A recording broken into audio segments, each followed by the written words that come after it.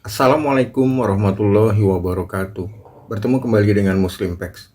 Pada bahasan kali ini, kita akan membahas tentang 29 surah Al-Quran yang dibuka dengan huruf-huruf awalan atau disebut juga huruf muqatta'ah. Kita mulai dengan surah apa saja yang dibuka dengan huruf Alif Lam Mim. Yang pertama adalah surah Al-Baqarah, yang kedua adalah surah Ali Imran, yang ketiga adalah surah Al-Ankabut, yang keempat adalah surah Ar-Rum, yang kelima adalah surah Luqman, dan yang keenam adalah surah As-Sajdah. Selanjutnya surah apa saja yang dibuka dengan Alif Lam Ra? Yang pertama adalah surah Yunus, yang kedua adalah surah Hud, yang ketiga adalah surah Yusuf, yang keempat adalah surah Ibrahim, yang kelima adalah surah Al-Hijr. Ada satu surah saja yang dibuka dengan Alif Lam Mim Shad, yaitu surah Al-A'raf, dan ada satu surah juga yang dibuka dengan Alif Lam Mim Ra, yaitu surah Ar-Ra'd. Satu surah juga yang dibuka dengan Kaf Ha Ya Ain Shad, yaitu surah Maryam. Ada terdapat dua surah yang dibuka dengan Ta Sin Mim. Yang pertama adalah surah Asy-Syu'ara, yang kedua adalah surah Al-Qasas. Satu surah yang dibuka dengan Taha, yaitu surah Taha. Satu surah yang dibuka dengan Tasin adalah surah An-Naml. Satu surah yang dibuka dengan Yasin, yaitu surah Yasin. 6 surah yang dibuka dengan Hamim. Yang pertama adalah surah Al-Ghafir, yang kedua adalah surah Al-Fusilat, yang ketiga adalah surah Az-Zukhruf, yang keempat surah Ad-Duhan, yang kelima surah Al-Jasiyah, yang keenam surah Al-Ahqaf. Satu surah yang dibuka dengan Hamim dan Ain Sin Qaf, yaitu surah Asy-Syura. Dan ada 3 surah yang masing-masing hanya dibuka dengan satu huruf, yaitu huruf Shad, surah Shad, huruf Qaf, surah Qaf, dan yang terakhir adalah surah yang dibuka dengan huruf Nun, yaitu surah Al-Qalam.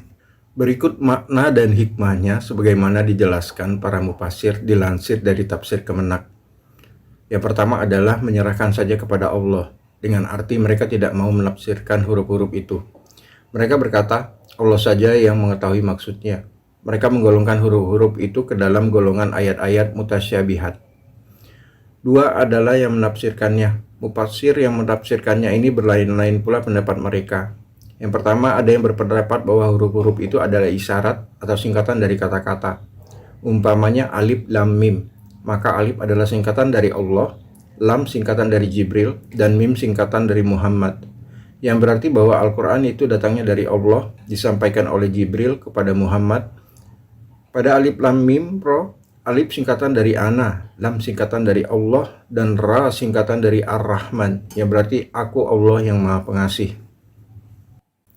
Kedua, ada yang berpendapat bahwa huruf-huruf itu adalah nama dari surah yang dimulai dengan huruf-huruf itu. Ketiga, ada yang berpendapat bahwa yang dimaksud dengan huruf-huruf abjad ini adalah huruf-huruf abjad itu sendiri. Maka yang dimaksud dengan alif adalah alif, yang dimaksud dengan lam adalah lam, yang dimaksud dengan nun adalah nun, dan begitu seterusnya. Keempat, huruf-huruf abjad itu untuk menarik perhatian. Ada mufassir yang berpendapat bahwa huruf-huruf abjad ini didatangkan oleh Allah pada permulaan beberapa surah Al-Quran untuk menarik perhatian. Memulai pembicaraan dengan huruf-huruf abjad adalah suatu cara yang belum dikenal oleh bangsa Arab pada waktu itu. Karena itu, maka hal ini menarik perhatian mereka. Kelima, untuk tantangan. Menurut para mufassir ini, huruf-huruf singkatan itu disebut Allah pada permulaan beberapa surah Al-Quran. Hikmahnya adalah untuk menantang. Tantangan itu bunyinya kira-kira begini. Al-Quran itu diturunkan dalam bahasa Arab, yaitu bahasa kamu sendiri, yang tersusun dari huruf-huruf singkatan, seperti Alif, Lam Mim Ra, Kaf Ha Ya Ain Shad, Qaf, Ta Sin, dan lain-lain.